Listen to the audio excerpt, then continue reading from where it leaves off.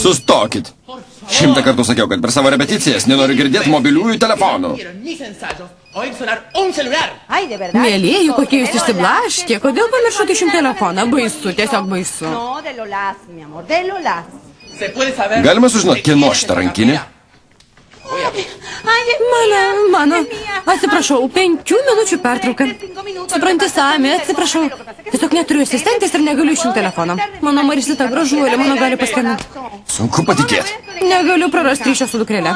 Alio? Mijita, saulelė mano. Kada grįžai? Klausau, mieloji. Kokios pagalbos tau reikia? Ne, Mijita, prašyk, ko tik nori, tik ne su tavo tėveliu pasikalbėti. Ne, mieloji, man su juo buvo taip sunku tam laive. Titanikas man atrodė kaip Disneylandas palygint su mano kančiom. Bet to prisiekiau savo, kad daugiau nesikalbėsiu su to iškrypeliu. Ką? Tikrai nepatikėsiu, kad negrįši. Ką? Ne, taip negalima. Grįžk kuo greičiau, Mijita. Kaip man tavo tėvai pasakyti, kad kelioms dienoms išvažiuoji į salą su Manueliu? Negaliu patikėti. Turėtum pati paskambinti ir pasakyti, mieloji.